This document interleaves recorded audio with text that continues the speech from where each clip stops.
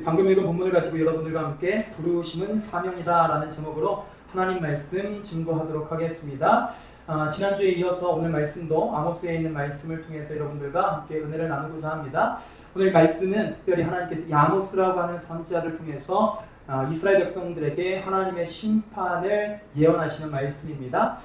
지난 시간에도 우리가 함께 나누었듯이 이 심판이라고 하는 메시지는 단순히 하나님께서 우리에게 겁을 주시거나 우리를 정죄하시거나 우리의 삶을, 우리의 믿음을 완전히 무너뜨리기 위해서 주신 것이 아니라 우리를 다시 회복시키시기 위해서, 하나님 자녀답게 살도록 하시기 위해서 하나님께서 또 한 번의 기회를 주시는 은혜의 메시지다 라는 사실로 은혜를 나누었습니다.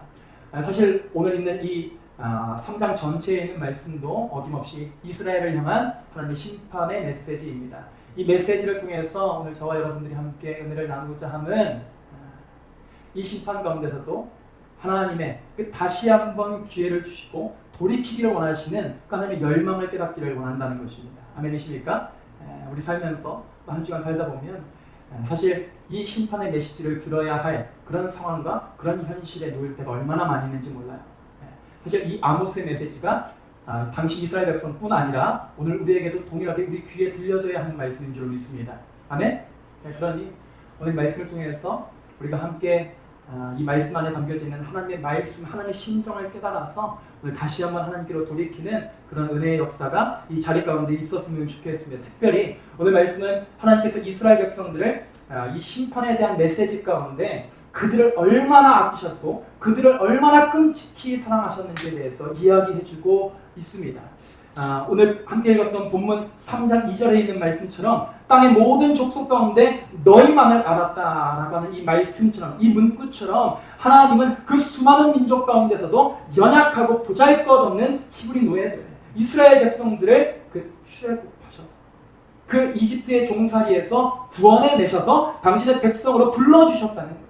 이유도 없습니다. 자격도 없습니다. 왜 그들을 하나님 자녀로 삼아주셨고 왜 그들을 구원해내셔서 하나님 백성으로서 누리는 그런 축복을, 그런 은혜를 마음껏 누리면서 살도록 하셨는가? 다른 이유 하나 없이 그저 그들을 사랑하시기로 작정하셨기 때문에. 그러니 하나님의 부르심은 곧 자격 없는 사람들에게 주어지는, 이유 없이 주어지는 은혜이고 또 말도 안 되는 특권인 줄로 믿습니다. 근데 이 하나님이 이스라엘 백성들에게 이 특권을 주실 때는 분명히 그들이 하나님 백성으로서 누릴 수 있는 복들도 주셨어요. 평안의 복도 주셨고, 지켜주심의 복도 주셨고, 형통함의 복도 주셨고, 물질의 복도 주셨고, 구원하심의 복도 주셨다는 거예요. 그런데 그 복뿐 아니라 그들에게 무엇까지도 주셨는가라고 할 때 사명도 주셨다는 것입니다. 그들이 세상 가운데 해야 할 일도 주셨다는 거예요. 그 일이 무엇인가? 그 사명이 무엇인가? 세상 가운데 그들을 구원하여 내신 이 이스라엘 백성들을 이 초라하기 짝이 없고 구원받기에 참 형편없는 이 히브리 노예들을 구원해내셔서 하나님 자녀 삼아주신 그 하나님이라는 분이 어떤 분이신가를 세상 가운데 드러내도록 하는 사명을 주셨다는 것입니다.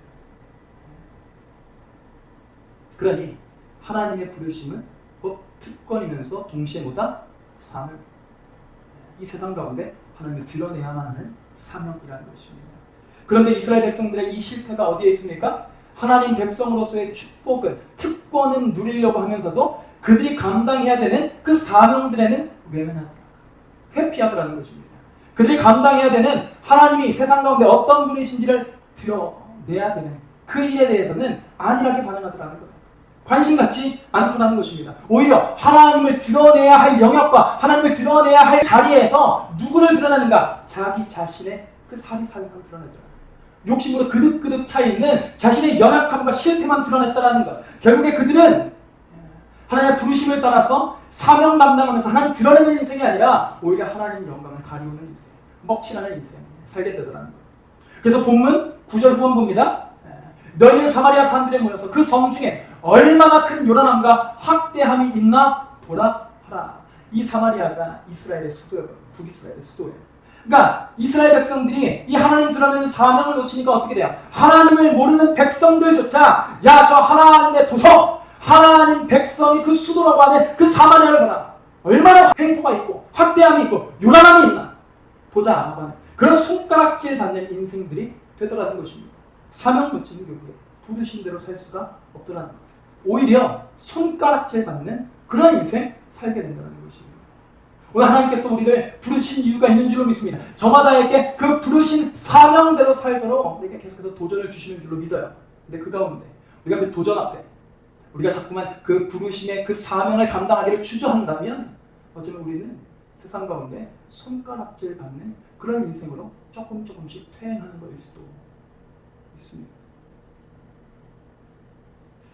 오늘 우리도 마찬가지입니다. 하나님은 우리를 단지 주일에 교회 나와서 예배 한번 참석하는 그런 사람으로 부르신 게 아닙니다. 분명히 하나님께서 우리를 예배제로 부르신 건 맞아요. 그리고 우리가 드리는 이 한 번의 예배가 얼마나 귀한 예배인지 몰라요. 그런데 하나님은 단순히 그런 단 한 번의 예배로 족하라고 우리를 예배제로 부르신 게, 하나님 백성으로 부르신 게 아니라는 것입니다. 하나님은 우리가 살아가는 삶의 자리, 우리가 출퇴근하는 버스 아니든지 또 학교 안 강의실이라든지 또 회사 책상 앞이라든지 친구들과 수다를 떠는 카페, 혼자 이불을 덮고 누워있는 침대 위에든지 심지어 SNS의 피로와 또 카톡 대화창에 이르기까지 모든 삶의 현실 속에서 하나님을 드러내는 예배자로 우리를 부르셨다는 거예요. 그러니 우리의 모든 일상은 곧 하나님을 드러내야 하는 예배의 자리예요. 그 하나님의 살아계심을 드러내야만 하는 사명의 현장이 되어야 한다는 것입니다. 그렇다면 오늘 우리의 삶은 어떻습니까? 우리의 예배는 어떻습니까? 우리의 삶의 현장은 정말 하나님께서 우리에게 그 부르신 뜻대로 사명 감당하는 사명 현장입니다. 돌아봐야 한다는 거예요. 청년들하고 대화하다 보면 이런 얘기 진짜 많이 듣거든요. 전사님, 하루하루 버티는 것도 너무 힘들어요. 맨날 회사에 출근해가지고 처리해야 되는 그 업무들로 하루를 다 보내고 나면 주님 위해서 무언가를 한다는 것, 헌신한다는 것, 예배를 드리려고 교회당으로 나아간다는 것, 그것도 참 버거워요. 신앙생활하는 게 때로는 짐처럼 느껴져요. 억압처럼 느껴져요. 구속처럼 느껴져요. 그렇게 고백하는 청년들 많더라고요. 제가 최근에 일을 하면서 그 청년들의 심정이 깨달아지더라고요. 이전에는 이해가 안 됐어요. 아니, 다 진들 영적으로 다 도움되라고 예배 나왔는데 뭐가 힘들다고 저렇게 아우성이지? 네. 근데 제가 막 11시간씩 막 떡볶이집에서 일하고 막 있다 보니까 금요일에 나가려고 하면 이게 몸이 천근만근해. 너무 힘든 거야. 이제 청년들의 마음이 그 고백이 공감이 되더라고요. 생각해보면 저마다 안 힘든 사람이 없어요. 학생들은 과제와 시험에 쫓겨서 힘들고, 또 취준생들은 불안한 미래와 또 취직 압박에 시달려서 힘들고, 또 직장인들은 내야 되는 성과에 그 부담감에 짓눌려서 힘들고, 또 인간관계와 생계 문제에 매일 눌려서 힘들게 살아갑니다. 하루하루 버티는 것만으로도 참 버거운 시기를 살아가는 것이 우리 성도들의 삶이더라고요. 우리들의 현실이란 거. 근데 여러분들, 바로 그 현실이 어떤 것인가 보면 우리가 사명 감당해야 되는, 그 사명 감당하려고 몸부림쳐야 되는 사명의 현실이고 현장이라는 것입니다. 이에 대해서 박영선 목사님이라는 분은 이 기독교는 무엇인가 라고 하는 이 책에서 이렇게 말씀하시더라고요. 우리 함께 읽어볼까요? 시작! 현실은 죄와 사망을 해결하는 승리를 누리거나 도덕적 선택을 하는 자리 정도가 아니라 하나님과 사랑과 믿음을 나누며 살아가는 자리입니다. 그러니까 우리가 마주한 이 막막한 현실, 이 불안한 오늘은 결국 어떤 자리예요? 하나님을 드러내는 자리. 하나님을 향한 우리의 사랑과 믿음이 우리의 삶으로 고백되어야지, 표현되어져야 되는 그런 자리라는 거예요. 그래서 성도는 어떤 사람인가 보면 주어진 현실 속에서, 우리가 몸담고 있는 그 삶의 현장 속에서 하나님을 드러내야 되는 사람이라는 것입니다. 저와 여러분들 지금 어떤 현실을 마주하고 있습니까? 어떤 현장 속에 살고 있습니까?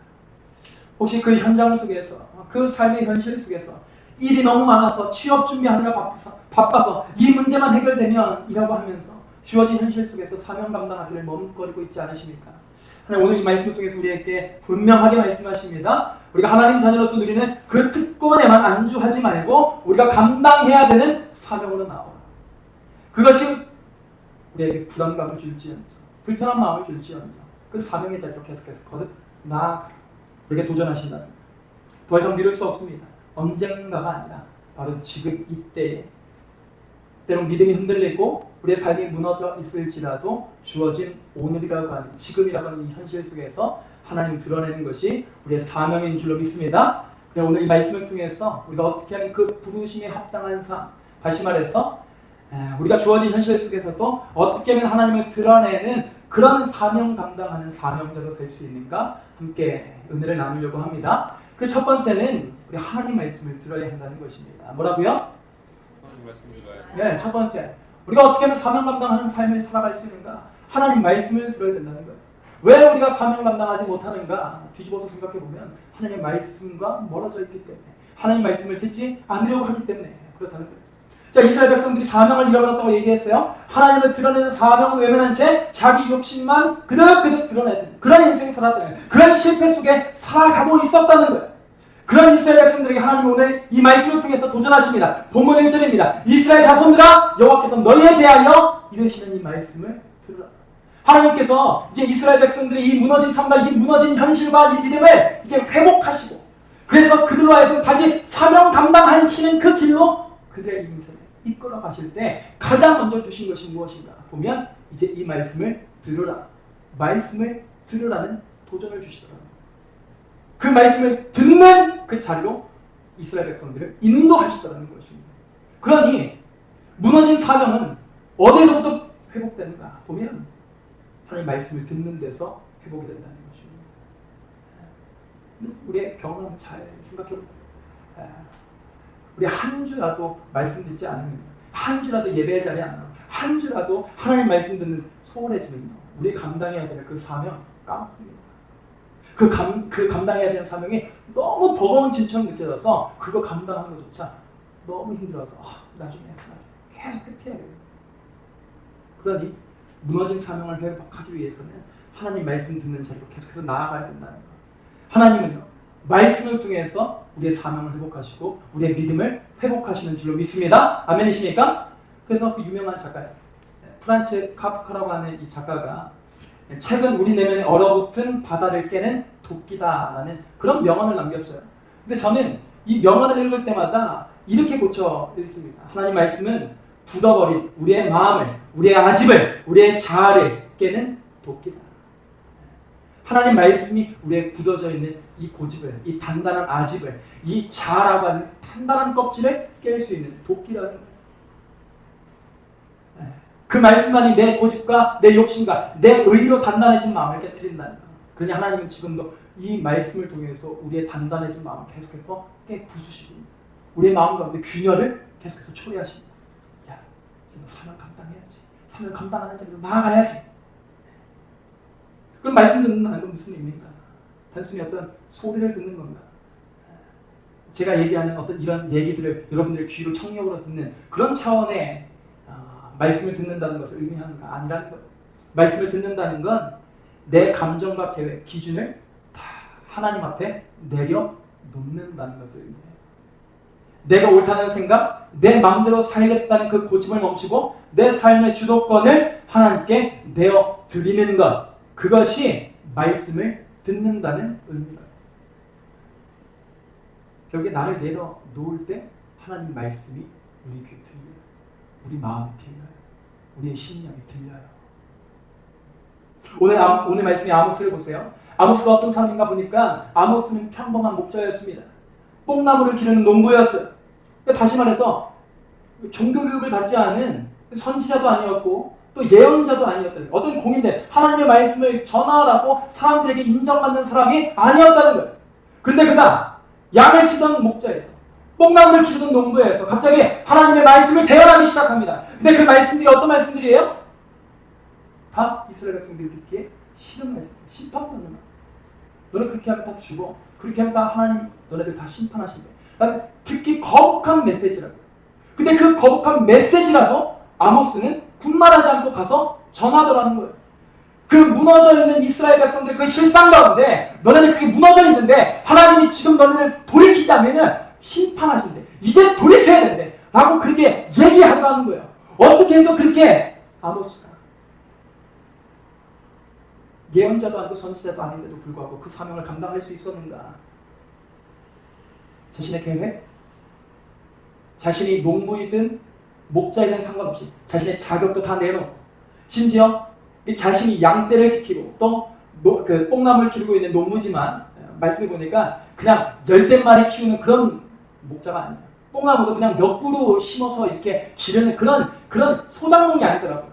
대농이에요, 대농. 양들도 수천 마리 키우는 그런 큰 목자를 위해 목자였다고요. 그러니까 그런 하나님의 메시지 잘못 전하면은 오히려 그 일 때문에 손해를, 리스크를 떠안을 수도 있는 되게 불리한 위치잖아요. 그런데도 자기가 볼 수 있는 그 손해조차 다 내려놓았기 때문에 결국에 들려진 하나님 말씀을 어떻게 해요? 이스라엘 백성들 가운데 담대하게 선포할 수 있었다.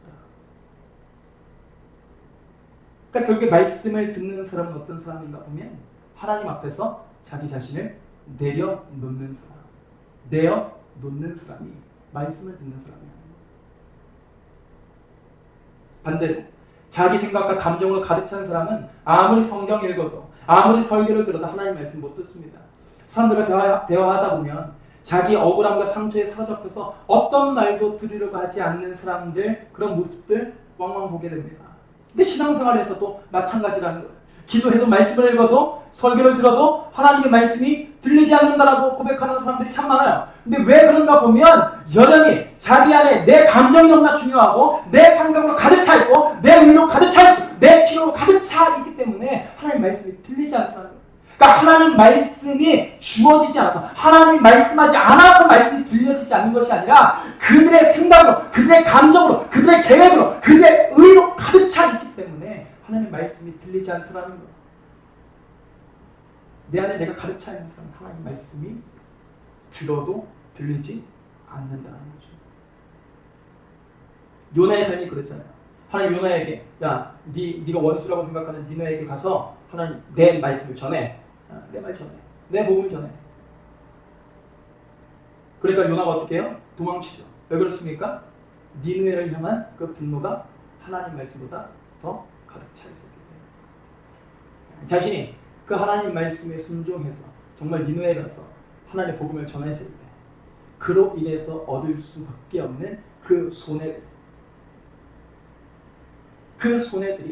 하나님의 말씀보다 더 크게 느껴졌기 때문에 니느웨 사람보다 자기가 더 낫다라고 하는 자기 의가 하나님 말씀보다 더 크게 느껴졌기 때문에 하나님 말씀이 불순종이에요.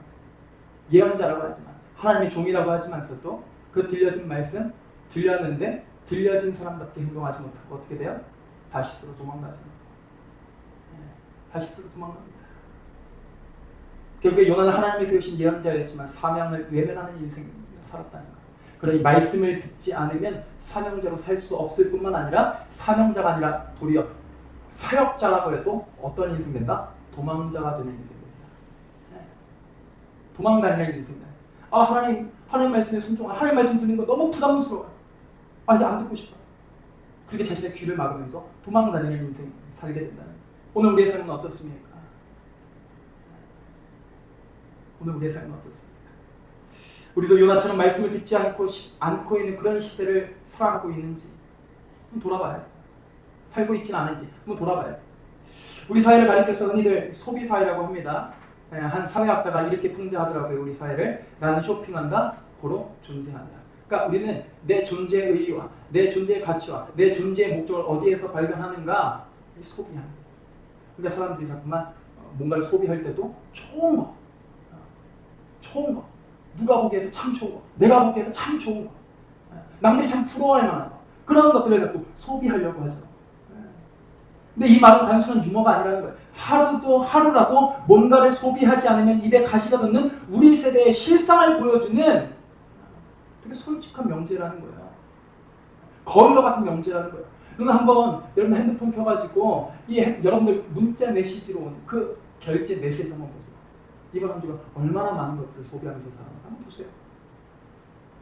하루라도 소비 안 한 적은 있는가 한번 보세요. 매일같이 뭔가를 소비하죠.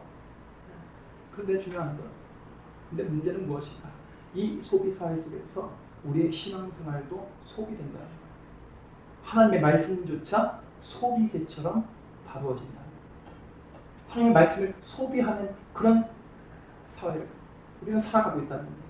우리는 내가 가진 감정과 필요와 기준에 따라서 하나님 말씀을 좋아요를 눌러도 되는 그런 컨텐츠처럼 소비한다는 거예요. 그러니 말씀이 내 마음을 어루만지면 좋은 말씀이라고 평가하면서도 그 말씀이 우리에게 어떤 일말의 부담감을 주고 불편함을 주면 바로 스킵해버리는 그런 신앙의 풍토 속에서 살아가고 있다는 것입니다. 그러니 이런 태도 속에서 우리는 말씀을 듣기보다 어떻게 해야 돼요? 말씀 평가하지. 이 말씀 좋아하니? 이 말씀 좋지 않아? 이 말씀 좀 부족하다. 이 말씀 좀 거북하더라. 이 말씀 좀 불편하더라.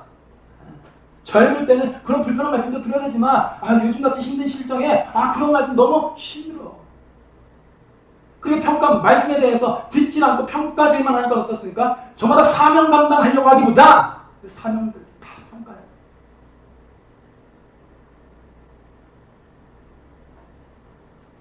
이에 대해서 스카이 제슨이라고 하는 분이 종교에 죽고 예수와 살다라고 하는 책에서 이렇게 말씀하시더라고요. 소비주의적인 종교에서 우리는 하나님을 섬기기 위해 존재하지 않는다. 오히려 하나님이 우리를 섬기기 위해 존재한다. 왜냐하면 소비자는 언제나 왕이니까. 그러니까 소비자 중심적인 이 신앙생활 안에서 우리의 이 소비적인 신앙의 태도 속에서 하나님은 더 이상 왕이 아니라 내 필요를 채워주는 어떤 서비스 제공자가 되어 버린다는 거죠. 그러니 하나님 말씀은 내게 도움을 줄 때만 가치 있는 것으로 여겨지게 되더라. 이것이 오늘날 말씀이 콘텐츠가 되고 신앙이 소비재처럼 다가와지는 현실을 살아가고 있는 우리 삶, 우리 믿음의 문제라는 거예요. 그러나 여러분들 기억하세요. 말씀은 소비의 대상이 아닙니다. 내지는 말씀은 평가의 대상도 아닙니다. 말씀은 순종의 대상입니다. 하나님의 말씀은 나를 내어놓고 그 말씀이 우리에게 주는 감동대로 살려고 몸부림쳐야 되는 그런 대상이라는 거예요. 그렇게 말씀을 듣고 그 말씀에 우리 자신을 내어놓으면서 순종할 때 비로소 우리는 사명 감당하는 인생, 아모스처럼 이 시대에 하나님께서 쓰시는 그 하나님의 종들로 귀하게 쓰임받는 인생 살게 된다는 것입니다. 모두가 이 무너져가는 이 시대 속에서 이 세대 가운데 하나님께서 들어 쓰시는 사명자로 쓰임받게 되시길 간절히 소원합니다. 두 번째는 여러분들 껍데기 신앙을 조심해야 한다는 것입니다. 뭐라고요? 늘 껍데기 신앙 조심해야 된다는 거예요. 겉으로 보여지는 우리의 신앙의 모습이 아니라 우리 내면의 내실, 이 내면의 믿음을 가꾸는 데 더 집중해야 한다는 것입니다. 이스라엘 백성들이 왜 하나님 드러냈는데 실패했는가 보니까 그들은 자꾸만 겉모습에만 집중해서 겉모습 가꾸기에만 현안이 되었기 때문이라는 거예요. 그들은 겉으로 보기에 화려한 예배를 드렸습니다. 부러움을 살만한 그런 삶을 꾸려나갔어요. 그런데 그들의 겉은 요란하고 화려할수록 그들의 실상과 그들의 내면은 어땠는가? 병들어가더라는 거예요. 믿음이 무너져가더라는 거예요. 이 아모스가 활동했던 시기를 가리켜서 북이스라엘 여로보암 2세가 다스리던 시기라고 하는데 이 시대가 이 이스라엘 가운데 제2의 전성기라고 불릴 정도로 경제적인 풍요도 있었고 정치적인 안정도 있었고 또 종교적인 화려함도 있었던 그런 시대였어요. 그러니까 어느 정도로 사람들이 잘 살았는가 보니까 오늘 본문 15절 한번 보여주실래요? 보면 겨울궁과 여름궁을 치리니 상하궁들이 파괴되면 큰 궁들이 무너지리라 라고 나와있죠. 그러니까 이 지배계층 힘 있는 사람들의 그 부유함이 얼마나 위대했는가 보니까 그 궁궐도 겨울에 지내는 궁궐이 있고 여름에 지내는 궁궐이 있대요. 그들의 화려함이 얼마나 도를 지나쳤는가 보니까 그들의 궁이 어떤 궁들이에요? 상하궁들이에요. 근데 상하가 어떤 거예요? 코끼리 상하. 코끼리 상하로 자신들의 궁궐을, 자신들의 집을 꾸몄다고. 그게 말이 돼요? 그럴 정도로 자신의 겉모습, 자신의 사치를 부리는데 혈안이 되어 있었던 것이 곧 누구다? 당시 하나님의 백성이라고 자부했던 이스라엘 백성들. 그 이스라엘 백성들이 지금 이 일을 행하고 있으니 하나님께서 심판을 통해서 뭐부터 치신다고 얘기하는 거예요? 너들이 자랑하는 그 화려한 그 겨울궁들과 여름궁들과 그 상하궁들 내가 다 무너뜨릴 거야. 그 얘기를 하신다. 그러니까 이스라엘 백성들 자꾸만 겉만 화려하게 치장하는데 열중하다 보니까 그들의 내면은 어떻게 계속해서 무너져 가더라는 거예요. 그들의 삶은, 그들의 그 실제 내면은 불의와 탐욕으로 그득그득하더라고요. 그러니 하나님을 안다고 하면서도 하나님이 원하시는 일들은 다 나몰라라 뒷전인 채 무너지는 인생, 실패하는 인생, 사명 감당하지도 못하는 오히려 하나님의 얼굴에 먹칠이 되는 그런 인생을 살게 되더라는 거예요. 그게 겉모습만 신경 쓰느라 속사람이 병든 이스라엘 백성들은 결국에 사명 감당하지 못하더라는 거예요. 여기서 우리가 얻을 수 있는 교훈이 무엇인가 보면 껍데기만 남은 신앙은 결국에 하나님을 드러내지 못한다는 것, 사명 감당하지 못한다는 것입니다. 그렇다고 여러분들, 제가 여기서 껍데기 신앙이라고 말하는 것이 단순히 외적인 열심이나 노력이나 종교 활동 자체를 부정하는 말이 아니라는 것을 꼭 기억해 주세요. 형식이 있지만 중심이 없는 모습, 그 모습을 가리켜서 껍데기 신앙이라고 얘기하는 겁니다. 형식 중요해요. 형식이 중요하니까 우리가 주일날마다 이 시간, 우리 2시라고 하는 이 귀한 시간에 모여가지고 함께 예배드리는 거 아니겠어요? 이 형식도 되게 중요합니다. 그런데 중요한 건 이 형식만 중요하게 생각해서 안 된다는 거예요. 이 형식 안에 담겨져 있는 되게 본질적인 것, 우리의 중심이 더 중요하다는 거예요. 우리가 이 안에 담아야 하나님을 향한 그 사랑과 믿음이 더 중요하다는 거예요. 아니 그 믿음대로 살아야 되는데 그렇게 살지 못해가지고 오늘도 죄인인데 그런 죄인이 나를 하나님이 좀 불쌍히 여겨주셨으면 좋겠다. 나가는 그 솔직함, 그 은혜를 향한 그 목마름이 더 중요하다는 것입니다. 그러니 이 껍데기뿐인 신앙생활, 이 신앙의 의미를 조심해야 한다는 거예요. 껍데기뿐인 이 신앙이 구체적으로 어떤 의미인가 보면 여러분들 한번 잘 들어보시면서 여러분들의 삶을 한번 잘 반추해 보셨으면 좋겠어요. 예배는 드리지만 예수님은 드러나지 않는 사람, 기도는 하지만 하나님과 동행하는 기쁨은 누리지 못하는 사람, 신앙의 언어에는 익숙하지만 믿음의 실천은 낯선 사람. 그 낯선 삶이 바로 껍데기뿐인 신앙입니다. 우리 삶은 어떤지 한번 돌아봐야 한다는 것입니다. 우리도 껍데기 신앙에 빠질 때가 있죠. 근데 중요한 건 그 껍데기 신앙에서 돌이키, 우리가 그것을 솔직하게 직면하고 하나님 오늘도 내 겉만 화려하는데 몰두했습니다. 저를 불쌍히 해주십시오. 불쌍히 여겨주십시오. 저에게 필요한 능력을 주십시오. 은혜를 주십시오. 오늘도 이 무너져 있는 이 내면, 이 믿음이 다시 회복될 수 있도록 주님 내 삶을 붙잡아 주십시오. 라고 하는 그 솔직한 그 태도가 우리 삶에 필요하다는 거예요. 그렇게 솔직하게 주님 앞에 나아가면서 우리의 내면과 우리의 내실을 다지는 데서부터 사명대로 사는 그 회복이 시작된다는 것입니다. 그러니까 결국에 신앙생활에서 진짜 중요한 게 뭐예요? 겉을 화려하게 꾸미는 것보다 내 내면을 가꾸는 것. 내 내면을 주님 주신 은혜로 채우는 것. 그것이 더 중요하다는 것입니다. 겉으로는 초라해 보여도 그 중심에는 하나님의 사랑이 가득 채워져 있어야 된다. 하나님 믿는 믿음이 가득 채워져 있어야 된다는 거예요. 겉사람보다 속사람이 더 든든하게 세워져야 한다는 것입니다. 이에 대해서 사도 바울도 고린도후서 4장 16절에 이렇게 고백합니다. 우리 함께 읽겠습니다. 시작. 그러므로 우리가 낙심하지 아니하노니 우리의 겉사람은 나이가 지나 우리의 속사람은 날로 새로워지도다. 초대교회 성도들은 세상 사람들 보기에 루저였고 실패자였고 겉으로 보기에 정말 초라한 인생 살았다는 거예요. 그런데도 그들 중심에 뭐가 있었는가? 중심에 뭐가 있어요? 내면에 뭐가 있어요? 하나님 향한 은혜로 가득 차 있다는 것.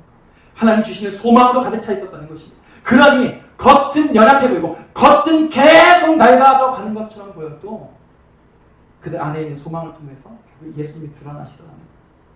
그들의 그 속사람이 강건해지는 그 은혜를 통해서 그 회복을 통해서 그들을 통해서 하나님이 어떤 분이신가 하는 것이 세상 가운데 밝히 드러나시더라는 것입니다. 그러니 겉은 좀 부족해도 속이 든든하게 세워져 있으면, 든든하게 채워져 있으면 사명자로 설 수 있어요. 남들과 비교했을 때 좀 못나 보이는 것 같고 성격도 못나 보이고 가진 것도 없어 보이고 또 남들과 비교했을 때 또 불리한 위치에서 일을 하는 것 같고 남들 보기에 참 초라한 직장을 다니는 것 같고 여러 가지 외적인 걸로 봤을 때 참 부족해 보이는 인생을 지언정 그 내면이 하나님 향한 그 믿음으로 가득 차 있고 하나님 주시는 그 은혜로 가득 차 있으면 그 인생이 비로소 하나님 앞에 사명자로 쓰임받을 수 있다는 거예요. 이런 맥락에서 성도는 어떤 사람인가 보니까 성도는 만두 같은 사람입니다. 성도는 어떤 사람이어야 된다고요? 만두. 전사님 집에서 키우는 그런 만두가 아니라 그 만두 알죠? 만두 같은 사람. 제가 참 좋아하는 명언인데 개그맨 이태쪽 씨가 한 프로에서 이런 얘기를 하더라고요. 사람은 만두 같아야 한다고 얘기하더라고요.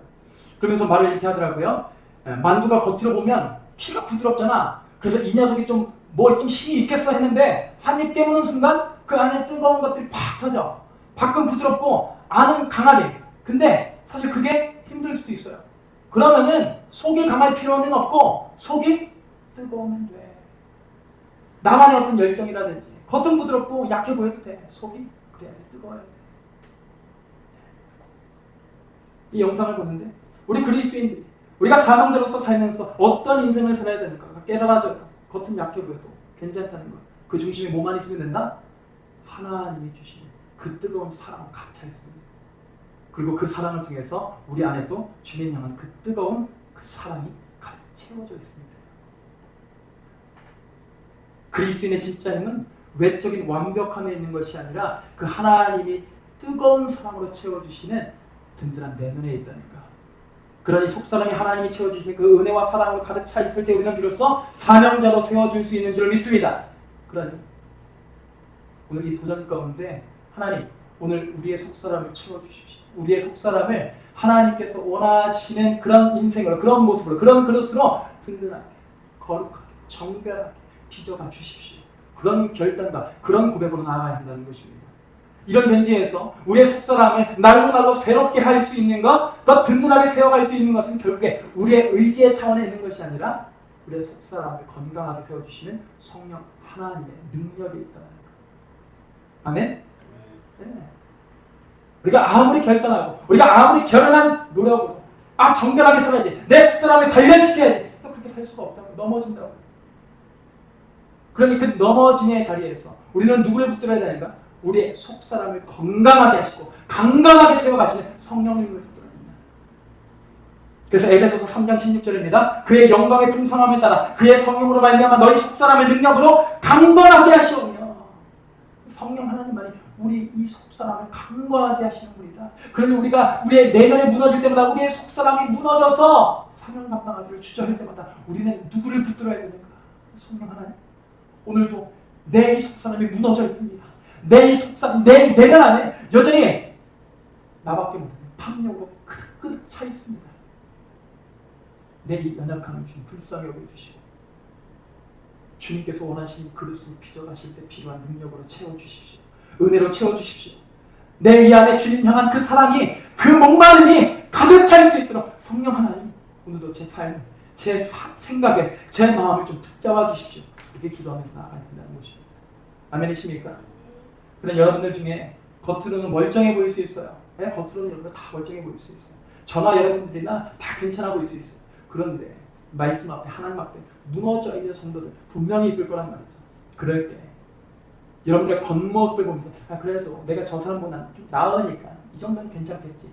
그렇게 안일하게 내 상태를 자꾸 뒷전으로 미루지 말고 내 이 무너진 현실과 이 내면을 직시하면서 하나님, 성령 하나님 오늘도 이 내 내면에 이 무너짐을 주님 불쌍히 여기시고 필요한 은혜로 채워달라는 그 기도로 나아가서 하나님께서 주시는 회복과 하나님께서 주신 그 소망으로 우리 삶이 다시 한번 채워지고 다시 한번 살아나서 하나님에게 맡기신 그 사명 감당하는 자리로 아니 그 사명 감당해야 되는 그 자리로 우리 담대하게 걸어나가시는 저와 여러분들의 삶이 되었으면 좋겠습니다. 아멘이십니까?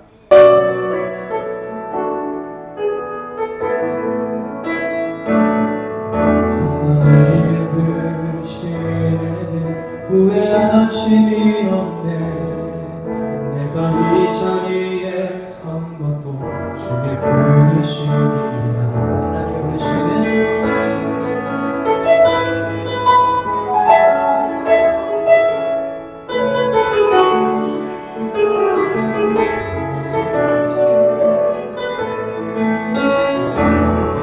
부르신 뜻내 생각보다 크고 날 향한 게 나의 지혜로 증명 못하나 가장 좋은 길로 가장 안전한 길로 오늘도 날 이끄시네. 자기 나를 부르신 뜻에